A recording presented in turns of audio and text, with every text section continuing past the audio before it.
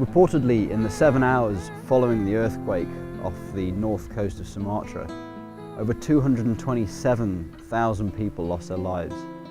Over 50,000 people are still missing. Imagine your home, imagine your neighbour's home, imagine your village, imagine your entire town vanishing in just a matter of minutes. If you think of an earthquake as just being a series of vibrations, these are the recordings of those vibrations virtually the other side of the world. As the ground vibrated in Yorkshire, and our instruments here were able to pick those sensitive vibrations up. These waves continuing to arrive here, perhaps for as many as 40 minutes. In fact, we could pick up resonance of these waves for several days afterwards. A section of the crust, perhaps about 500 miles long, was uplifted by about 60 foot. So one side of the fault just lifted up by a substantial amount. Now on top of that, if you think you then having a column of water on top of that, as you lift the crust up, the water initially comes up with it, but the water can't form a cliff in the way the rocks can and flows off the sides. A little bit like sloshing about in the bath, you can think of it as. And that wave then carried the energy from that movement out across the Indian Ocean.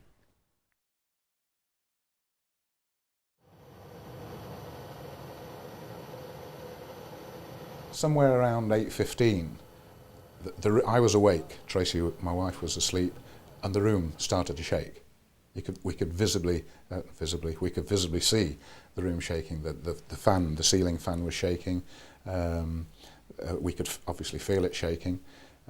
Went on for probably 20-25 seconds, something like that. We then, about an hour later, half an hour later, got up. We went for breakfast at the Café Lomar.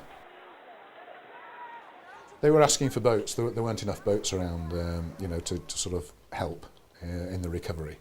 So, we did a little bit.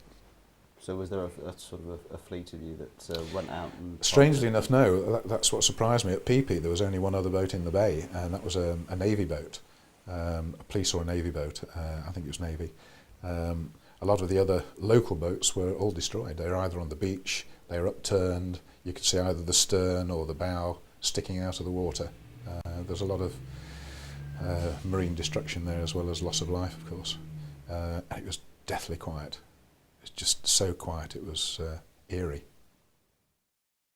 Phi was very, very badly hit. A lot of people killed, a lot of people drowned, a lot of bodies still, even at this day, unrecovered.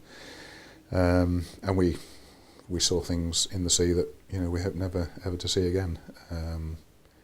People obviously, but the hotels there had been decimated. There's a little spit of land in between two parts of Phi Don, which is the main island at Phi. And people had seen the wave coming in from one bay, which is called Tonsai Bay, and they ran to the other bay, but there was a wave coming in that side as well, and they just got washed up, and a lot of them died. Those that didn't make the high ground. The reaction was immediate. Despite the fact that many people were still on holiday, very sympathetic. There were people who felt that because the problem was an immediate one, that the council itself should make some kind of financial provision, simply to make sure that any relief effort wasn't underfunded in the short term. How much did you raise altogether? It topped up at about 85,000 direct into the York Aid appeal, but difficulty we had was amazing in York. We had actually had difficulty closing down the appeal. Residents were still wanting to organise events to increase the total that we raised even more. So who raised all this money? I wanted to find people that raised donations in and around where I live, in Yorkshire and the North East. From the grand gestures of York to the small village in Denby Dale, people dug deep all over Yorkshire to see what they could do to help.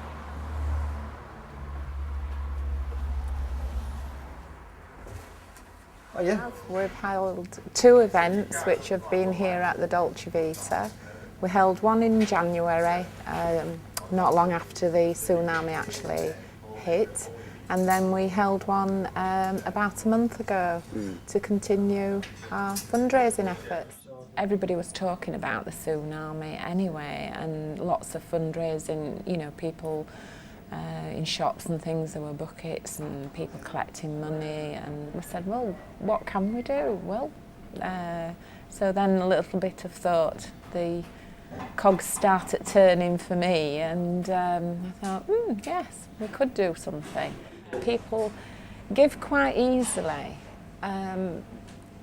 but people are worried that where does it all go, and you know, there's a lot of administration charge. There's a lot of money and a lot of trust in people that you don't and it isn't that people aren't willing to give.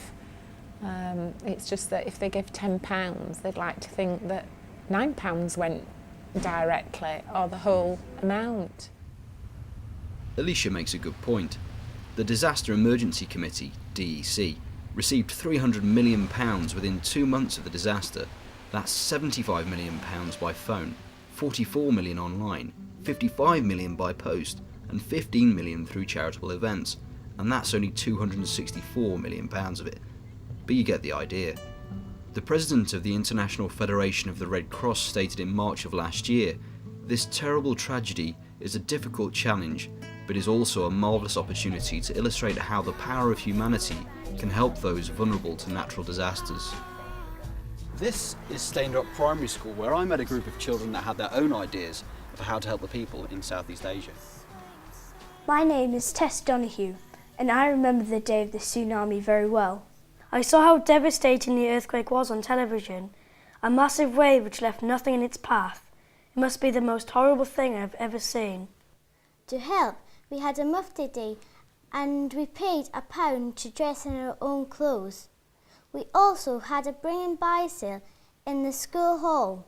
I wanted the children to have money to rebuild their villages and schools and to be happy once again. We do like to give them an opportunity to talk about their feelings and at least share with them the obvious confusion that they might be feeling.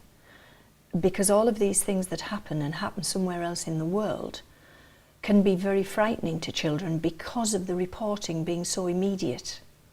I think maybe, 25 years ago or even less, it wouldn't be quite so immediate and in their own front rooms virtually as it's happening. Whereas now today it is, and I think children can get confused by that. They need to understand that it isn't going to happen to them just because it's happened somewhere else in the world. And we do try to give them that opportunity both in classrooms and in assembly. I think they felt that they would like to send regards to some of those children who did survive the tsunami disaster. And through means of their poems and their readings and their writings, we'd be able to send a message out there. And we are looking forward to hopefully receiving some messages back from them. So the kids have read their poems and given me their pictures. So the best thing I can do now is deliver them. Well, this is it. This is where we head off to find out where all that money's gone to. Thailand was one of 12 countries affected by the tsunami. It stretched over a massive, massive region. We're going over to Phuket in southern Thailand. It's right near Malaysia, and it was hit just after, I believe, Sumatra and Banda Aceh. So we're going to fly over there. I'm going to fly over there and going to take a closer look at where all the money that you've raised has gone to. This is a small village in South Thailand, just north of Phuket. This is about 1.5 miles inland.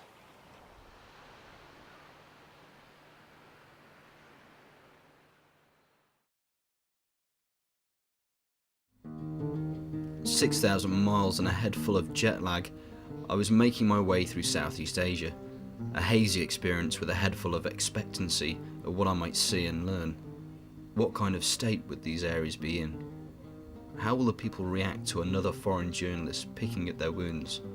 thoughts that seemed distant and irrelevant sat in my comfortable shared terrace in Leeds.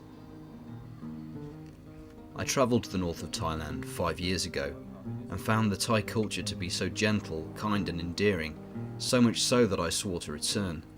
Never would I have thought it would have been in such different circumstances. Thailand was one of the lesser affected countries, yet it lost 5,000 people that morning. 3,000 are missing, presumed dead, and 19,000 suffered displacement. Yes, first become like a high tide, nearly up to the store on beach. It's low tide. Like you can see the coral and the fish jumping.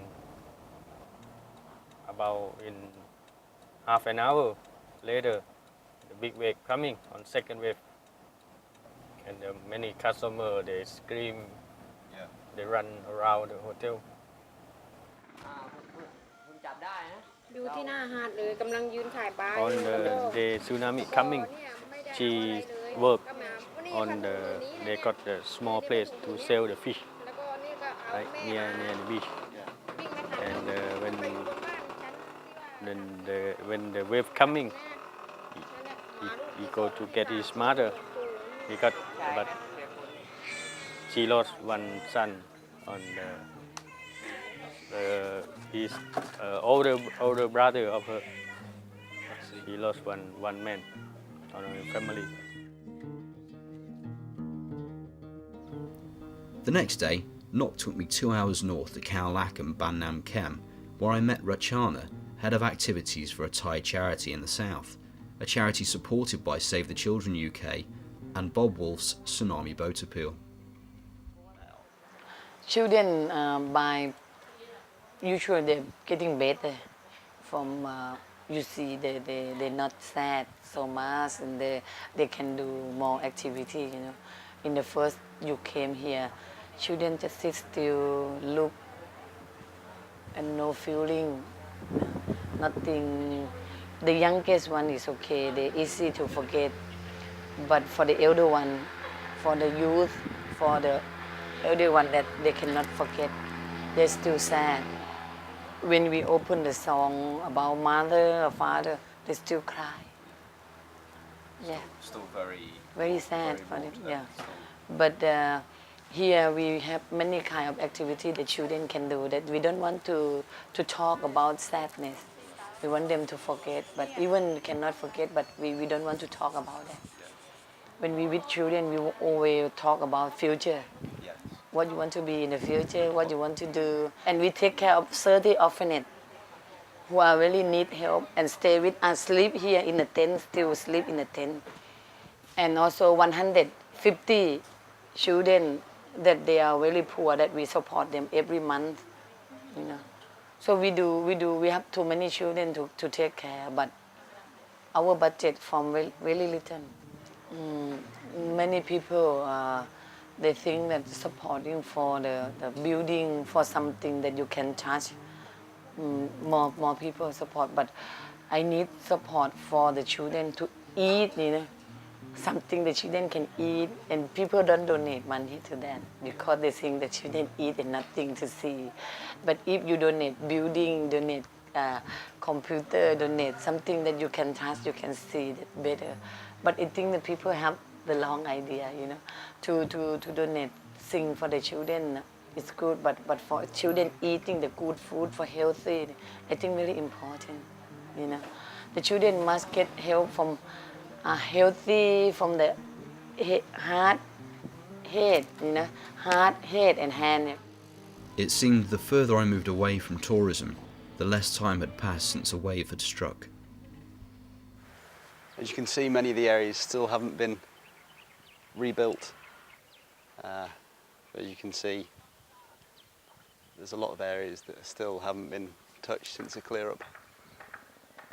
You can still see rubbish, a lot of rubbish. But you can also see quite haunting reminders of what actually happened here.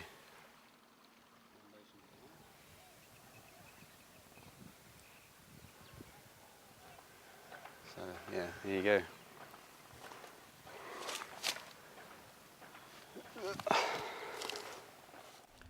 Wednesday, and it already felt like I'd been there a month. It had been non-stop. I was now 4 hours north of Phuket, nearing Burma. I was here to meet U from Care International, another DEC-supported organisation. It's quite an adventure. Are you okay with going down there? Yeah? Yeah. We loaned a sum of money to the community. The community has to, work among themselves. Like they have their own committee. Yeah, to consider the members, to recruit members who are the most needy. They just have to list all the damage that they think that they need some loans to have, like fishing nets and fish farms. And the committee will loan out the money. Care provide this fund. And there's no, the committee doesn't have to return the money. But the budget for revolving fund we just give out to the community, and they have to manage the fund. They don't have to return to Care, because it's like we give out the money and help them to, manage their money for their own community. First, it would be to restart their lives, right? But if all the members repay back the loan, the money will go, and they can decide that they can use money, for other community purposes. So they're not repaying Care International. No, they're repaying for their own community. So Care International gives the money to the community. Yes. The community give the loans out to the people. In their community. And the people repay the back community. And then the money will, when all the members repay all the loans, the money will then decide for other purposes in the community, to perhaps welfare. Some communities have decided, because now they're starting repaying the loans, and they plan it to make for like education purposes or health.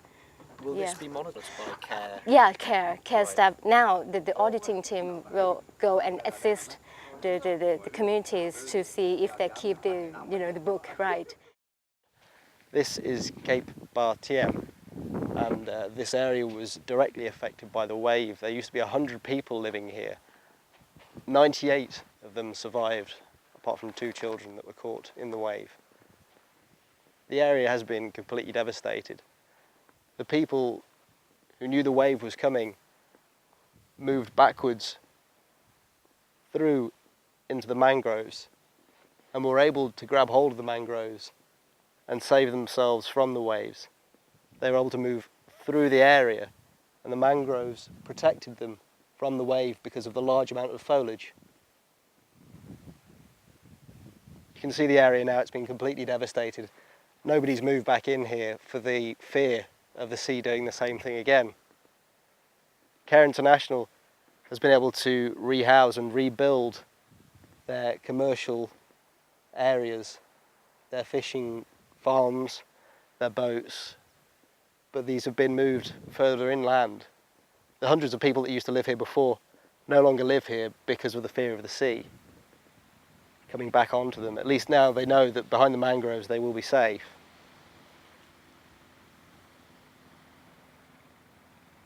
If you look at the vast area in which the sea has come forward and has swept through, you can just about imagine the size of the wave and its effect on the people living here. It must have been absolutely terrifying.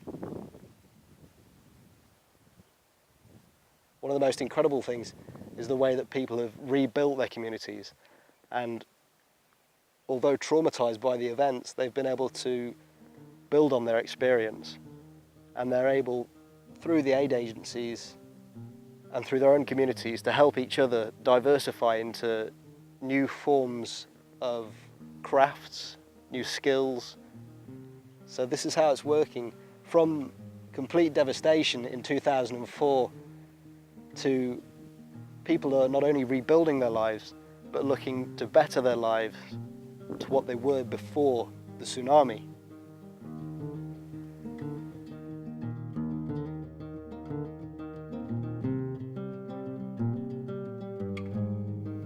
My final day, and perhaps the most important, I was to meet Save the Children to twin Staindrop Primary School I'd met Kulwadi and Chaiwat the night before and explained my intentions. But now it came to the crunch, and I felt as though I was in over my head. 1,500 children over 6 provinces had lost one or both parents. I didn't know what to expect, and perhaps I wouldn't know what to say. My name is Natakan Songpakdi. My nickname is Bo. We Save the Children came here on 27th morning. Yeah, to do like the emergency work for support rice, water, and like some food. Now I'm doing project called Learn from Tsunami. It's the art and education project. We will let the children have a chance to express their experience by tsunami, about tsunami by using art like painting, sculpture, poetry, photograph, or any kind of art. Do the batik painting, and also on the activity that make children feel happy. They don't isolate themselves in the corner. And also we work with parents, try to help their parents understand what happened with their children, why their children scream, have the nightmare. We work very close with their parents. Artwork is the one thing that try to convince children to communicate to people. So you can start from drawing. You don't need to put any color, just drawing. Like children love a picture, love drawing. So you can start from drawing, and they say, oh, who in the picture, who they are, where they're from. I used to interview the girl who drew this picture. She told me that her house is at the mangrove area, and she told me that the day that tsunami came, she was washing clothes, and then she had to run away. And when she came back to her house, all was destroyed.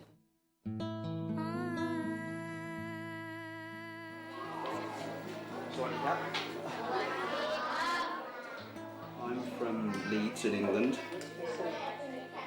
and I've been to see a school called Staindrop. It's a small school in the north of England.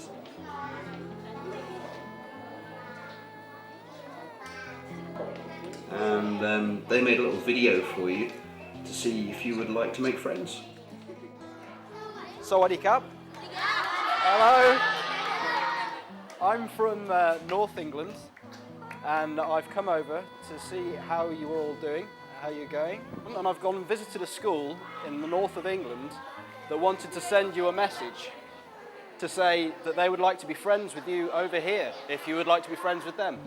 So they've written you some poems, and they've put a little video together for you, just to say hi.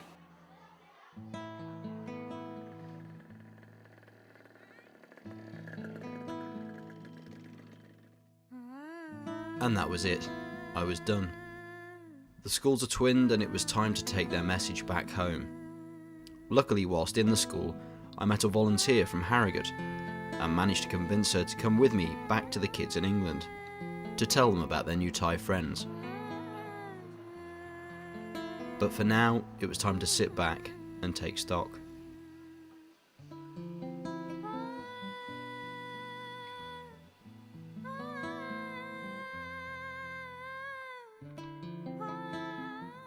This is Bangkok School in southern Thailand.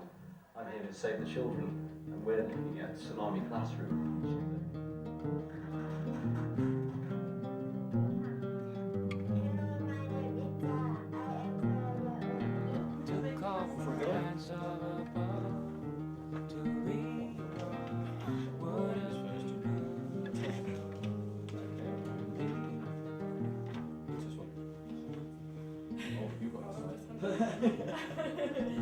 One night of magic she started a civil tide. One night to push and scream, and then 10 days of perfect tunes, the colors red. The kids over there were thrilled to actually receive those messages and to actually hear about children about where they were from, and also to hear that other children in other countries were actually thinking about them and raising money to help, as I say, rebuild their local communities and donate money to their families. So, I mean, they were actually really interested, for one, to hear just about how other children, how they live, what their interests are, about their families and about the village. But also, as I say, to hear about, you know, how people help. We've been able to realise that our money has gone to help a situation that was almost at the beginning seemed impossible to help. But now you can see the positive impact that the funding that's been raised all over the country has had. Seeing new fishing boats being built, which I know was one of the main features of the sponsorship from Staindrop as a whole community. I believe that having now seen what their fundraised money has been able to do for those children will have given them a real boost to their own self-esteem. The fact that they now have a link with a school in Thailand will mean that we will be able to keep up a communication long after year 5 have probably moved on. And I think that now these children will remember that sale, the fact that you visited us afterwards and wanted to make a film about it, the fact that they were able to send messages to a school in Thailand and good wishes to children who'd been involved in this disaster. And I think it's one of those things that they'll never forget. I think there are only very few things in school that we actually teach them or do with them that they will remember for the rest of their lives, and I think this will be one of them. So, here I find myself back where I started. So what have I learned? Well, I learned you may not be able to trace a single pound, but you can trace a smile. The DEC split your money amongst organisations like Save the Children and Care International, organisations who are best equipped and located to staff and support these projects. Your money averted a second wave, a wave of sickness, abject poverty and death. Maybe you see it, maybe you don't. I hope you can. I made a film about bravery and heroes, so maybe next time someone tells you your money's been wasted, try and remember a couple of these faces, because maybe, just maybe, they'll remember you. To call for hands of a